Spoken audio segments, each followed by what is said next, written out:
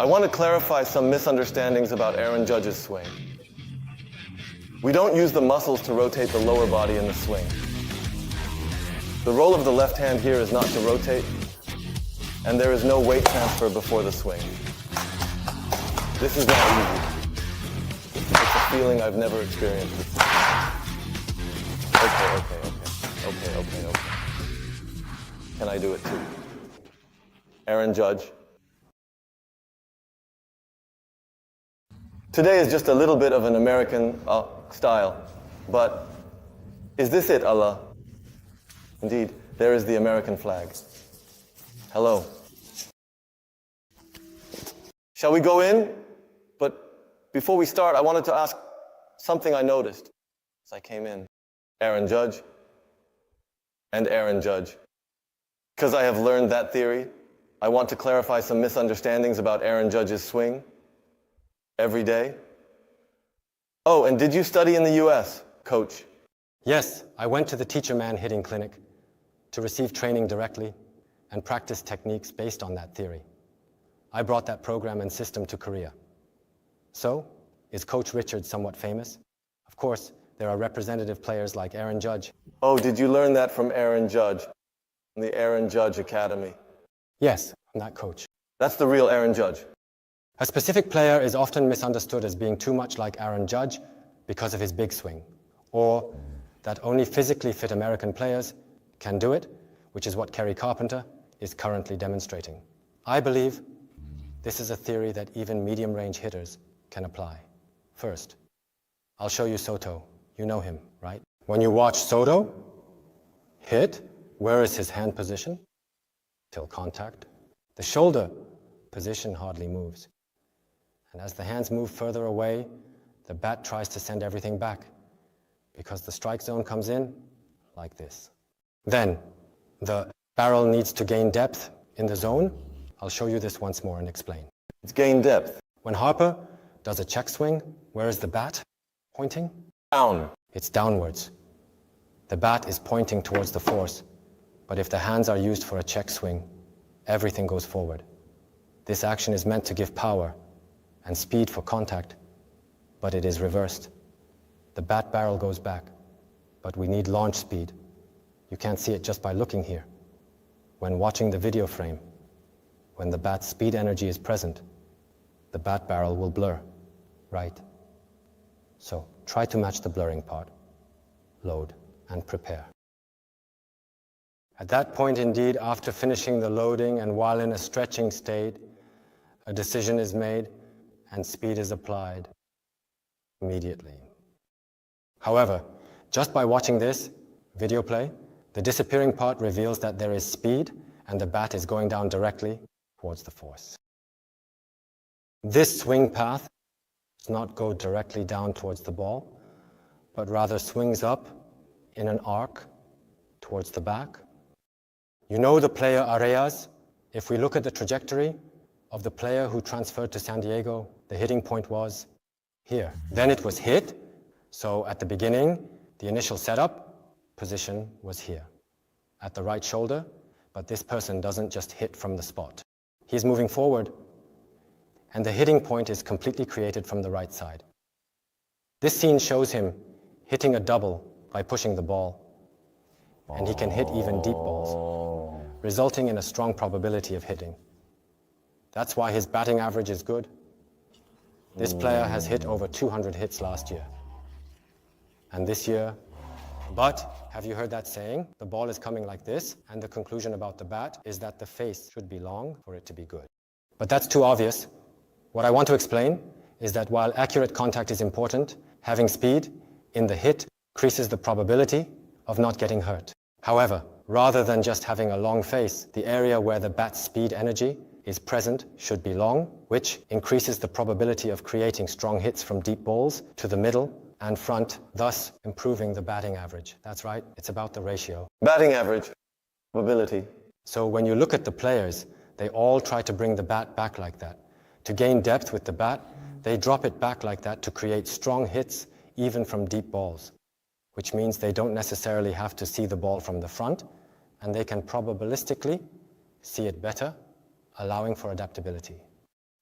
But I'm curious, why does our country dislike the American swing so much? What do you think about that? This is my personal opinion. And before I say anything, I want to clarify that we are only discussing our theory, so we don't claim that other views are wrong. I hope you keep that in mind.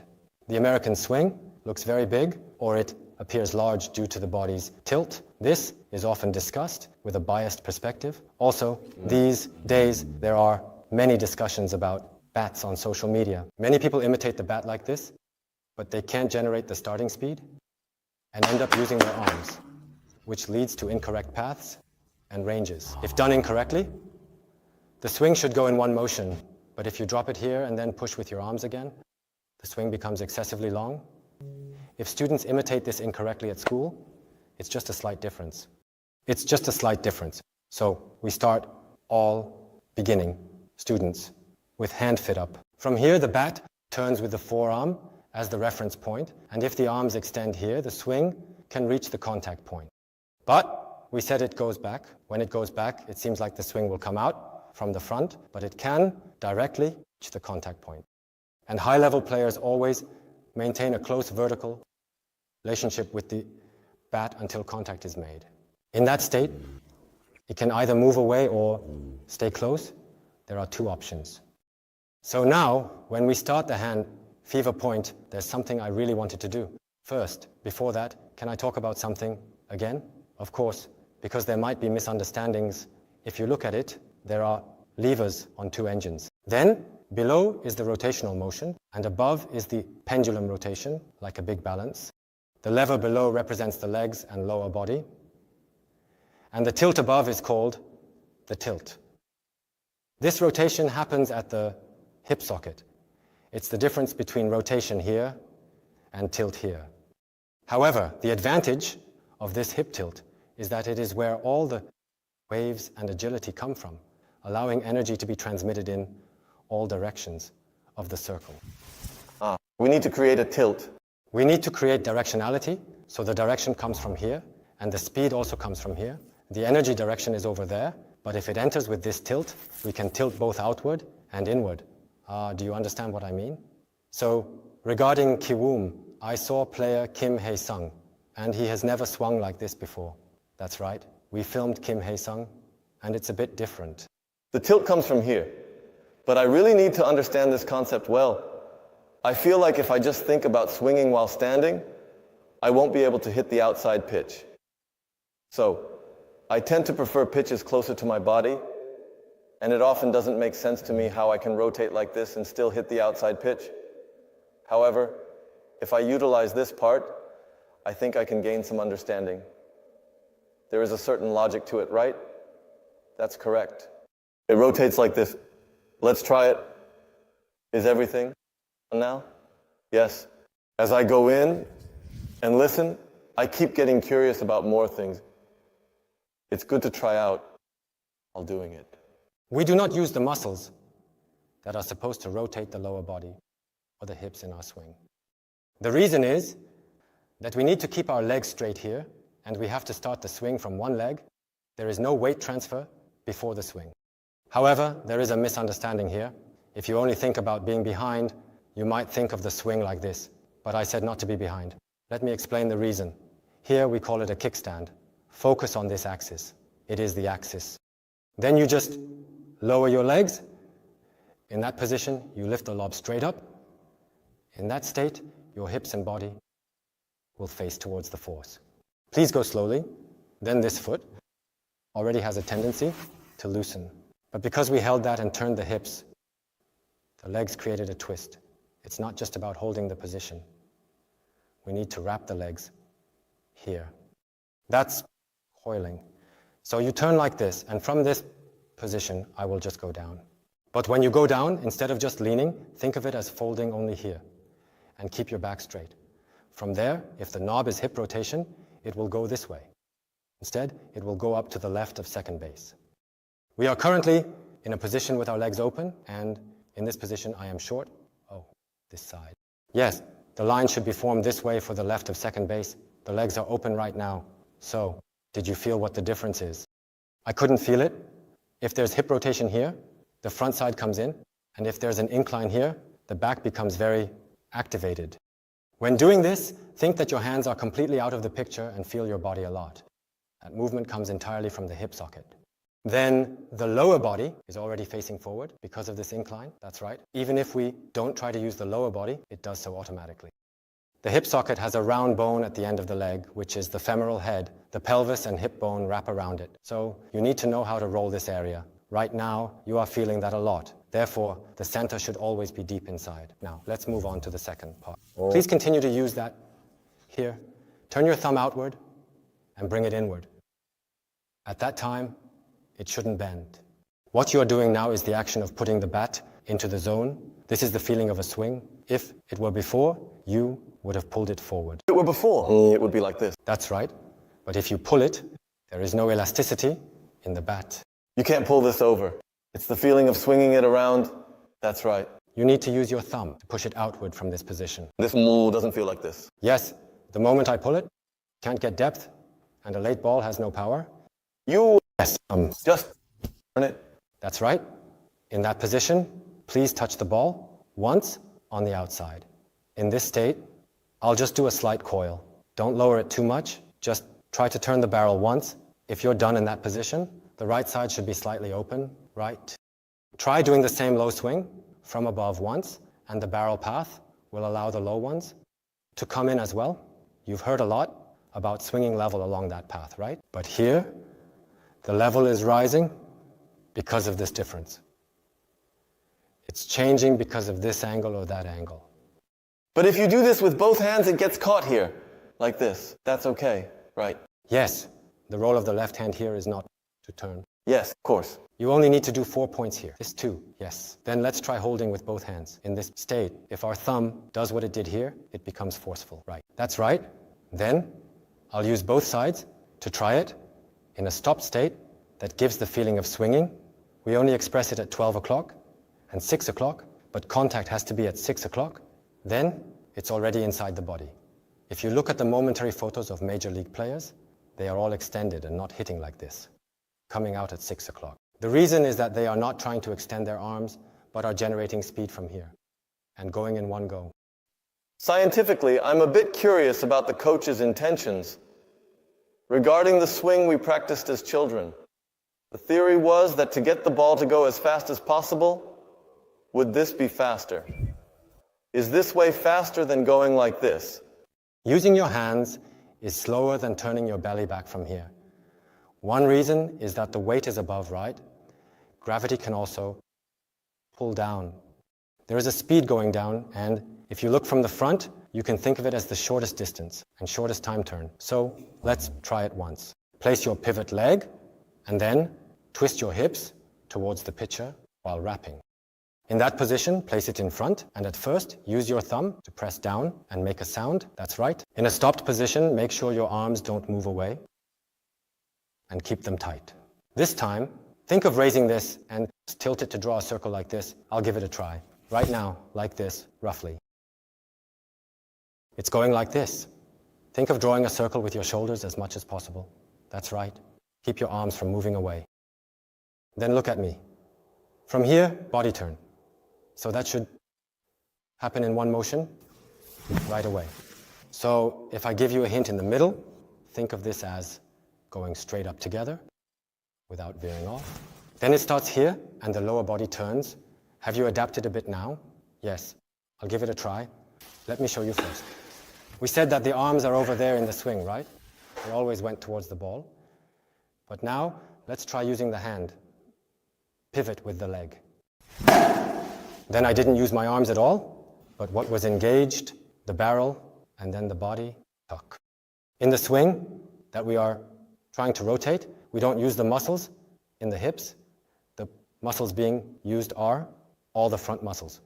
We are not trying to rotate. We have twisted the lower body.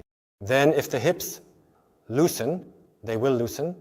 Simply loosening the hips would be at this speed, but if you release it in the opposite direction by tilting, that speed creates resistance. Releasing in the opposite direction means just rotating forward to release, which is just speed. If you release by tilting your body in this state, the lower body will automatically rotate. But you can hear it, right, if you do it that way. At first it may be audible, but later all the balances will be established. So when I was being trained, I was told not to worry about the front foot being lifted.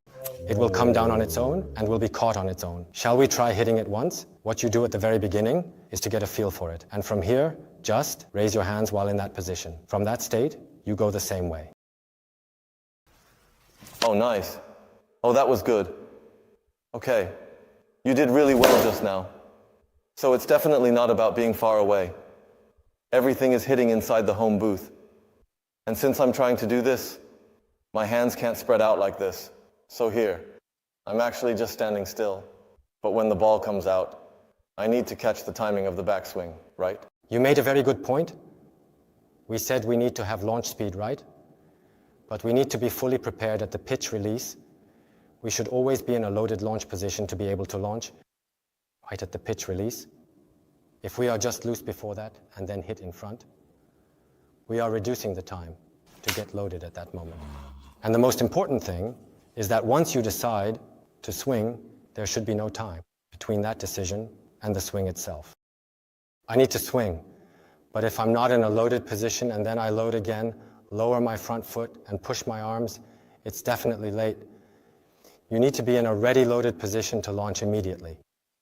Let's move on to the next one, called a flat bat. Right. We will be looking at the mark to catch it, but if we don't follow this and extend our arms, the taut part will be blocked. If you extend your arms here, the taut part comes out, but we are going to hit it here. Keep your axis here and rotate your hips to the pitcher. I'll raise my arms. In that state, think of giving a little more tilt, and you need to maintain tension in your back. Then the tension coming up from here should only be on the right side. In that state, you will keep it and then lower it. If your hips are back, you are not ready. In a prepared state with your hips, I will quickly snap and tilt to hit once. Keep it and check your hips. Just moving and lowering your arms reduces the time. Coach, you hit it here now? I'm here. That's wrong. But coach, since this has come up, these days, when playing baseball, we hear a lot about not using the wrist. It seems that the concept of not using the wrist is not clearly established in terms of what exactly that part is. It's impossible. Try to not use the wrist while doing it the same way because you have to hit the ball. Before that, the preparation stance, trajectory, and all of this must be in place. To be able to not use it, that's correct. From our theory, those practices are being extended until contact. We start quickly, and when the body turn happens, it naturally extends. But because we focus too much on this section, the swing is long until contact. It should just finish tightly here. The longer it is, the more you place the ball in front. Know the distance, so you come out earlier. Come hasty. Okay. In that state, just try this. You need to do it quickly.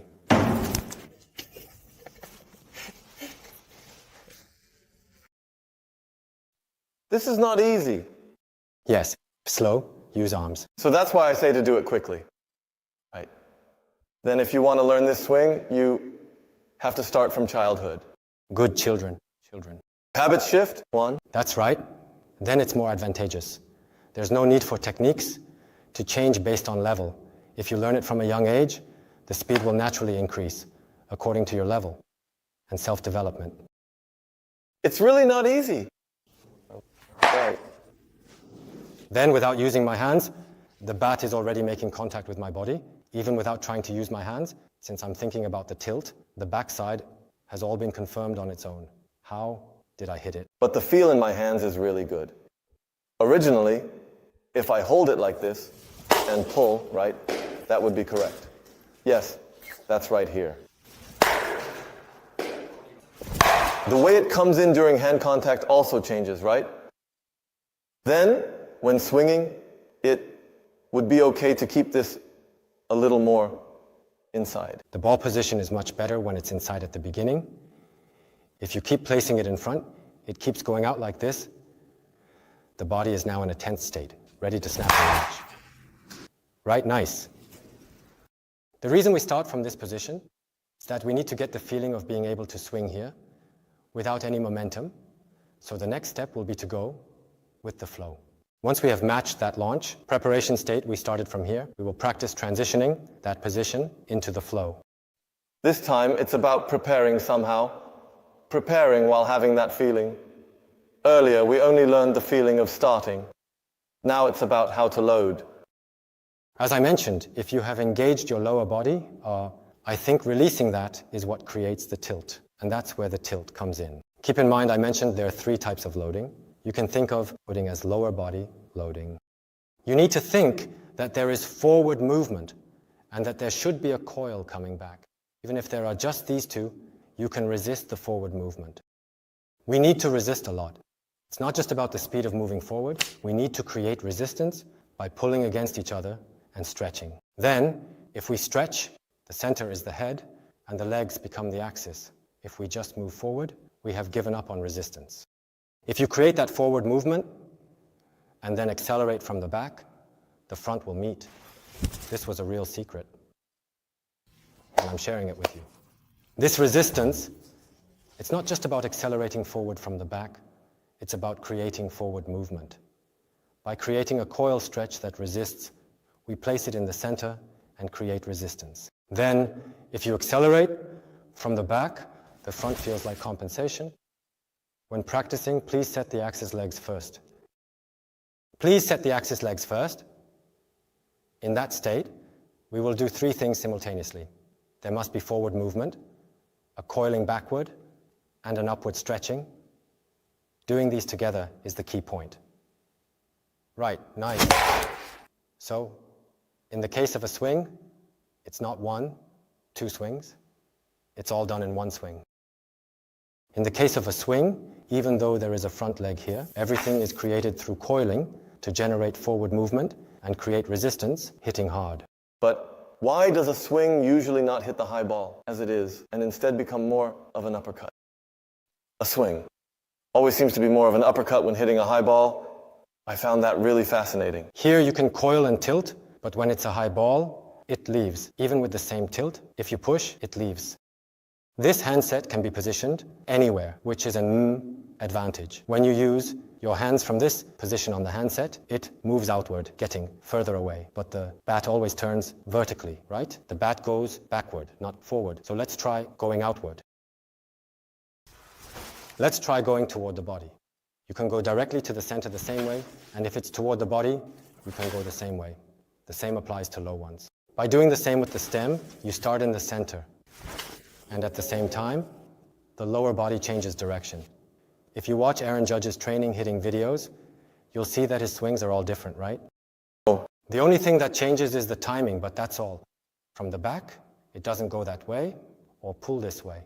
It's an advantage that you can use the same movement every time for outside and left. To practice hitting the incoming pitch, indeed, a lot of practice will be needed. Hit today? Yes. Then, before you hit, let me give you one more thing. Start from here. Is it okay? Lift my leg? Yes, lift it. You must control movement. Think of doing all 3 simultaneously. Don't pull back while going. Think of your hips leading and wait for the ball at that moment. So you shouldn't go this way. We need to swing from behind. Let's try hitting once. 2, over there.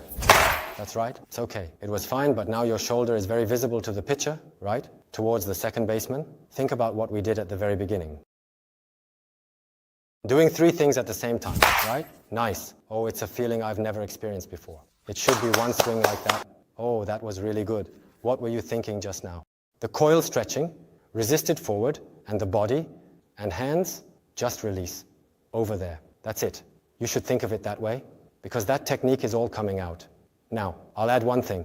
If the direction of your hips is back, you're lowered, right? Our head center should always be in front. So the coil should be directed that way. If you look at the players, they all do this, and the angle of the swing is created. Everyone is pointed this way without being cute. The distance from here to contact isn't long, and the bat turns tightly from here. But when you think about it, does the swing not look that big? And does it feel short here? Yes. It feels like it disappears without any back movement. If you just focus on this, the back movement goes away. But when you hit the ball, there's an impact and feel that you haven't experienced before. You're hitting the ball more right now. I was thinking that it might not have enough power because it's short, but rather the feel, okay, let's do one last thing and hit the front pitcher. Slowly. That was good. Give it a try. Okay. What did we say about launch speed? We said we need to reduce the time from deciding to swing to actually swinging, right? Then the release needs to change. Timing. When I start, I'll begin loading earlier than usual, without rushing, and I'll try to swing at my release. The swing should feel like this, without a rushed feeling. So it needs to start earlier. I'm going to throw the ball outside. So don't try to hit the ball. Just swing. And the ball comes inside your body. But you came out a bit forward. Trust more and swing from inside. It's not here. Okay. Points are getting a little closer. But I feel the centrifugal force in my hands. It wasn't there at all. But now there's a slight hook feeling. When starting, really, how do I express this? Extend your loading. What is it now? You swung right after the setup. You need to carry that out long. To maintain your twist, keep your lower body centered well with your hips. Extend it. Indeed, the right hand certainly doesn't have much movement.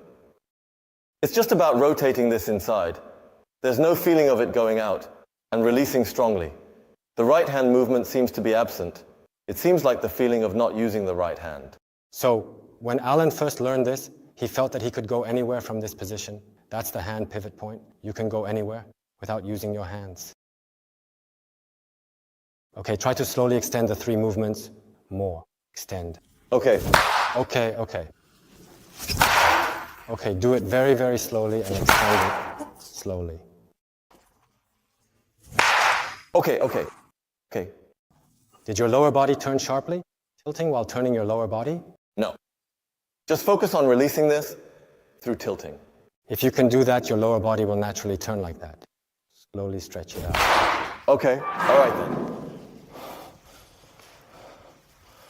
Is the bat good? Why are my hands and feet like this? It seems like the right feeling looks good. It's really strange. I usually don't feel like the ball sticks. There is a feeling of it sticking to the hand. I heard it there. It wasn't there originally. No, why? It just really sticks to the body and does not move away. So stretch it out nicely. How does it really indeed feel? Are you really okay? Honestly, without lying, if you learn step by step, from the beginning, when you try to combine everything at the end, I need to simplify this. So what I focused on is that to release the twist in the shoulder. If it's loose, it seems like I'll just use my hands. So I tried to make it easier to loosen this up, and I didn't try to hit from too far in front. Instead, I let the ball come a bit closer, and when I hit from the outside, I just let this hand and this part go in the same direction. Just let it go. So it feels like it really sticks. Lower body turns simultaneously towards ball. Since I have this feeling, usually I go out and have the feeling of hitting sharply. But today it feels like it sticks a bit. So there's a feeling of power being injected into the ball with a snap, and it feels like it sticks. But I didn't try to apply force at the contact. I finished the speed here, and it all gets transmitted to the ball. And I thought it would be much more difficult, but surprisingly, it's not that bad. I think this sensation will be very different, but surprisingly, I feel like I can do it once. I think many people can come to the coach and receive regular training to sufficiently experience that sensation. Understood. Then, coach, I just want to say something. I think many people will really witness this, and as Coach Park mentioned today, I hope you don't view it through colored glasses, as it's not that difficult. Since these results are clearly showing, I hope you trust and believe not only in us, but also in the theories of other coaches at different training centers. Don't think of it too hastily. There is still a way to go, so I hope you see it as a process and believe in it. Understood. We will put the information below, so if you have any questions or want to inquire, please contact us. I hope you receive a lot of help from the coaches in your baseball journey. Thank you for your hard work today. Thank you. You did very well.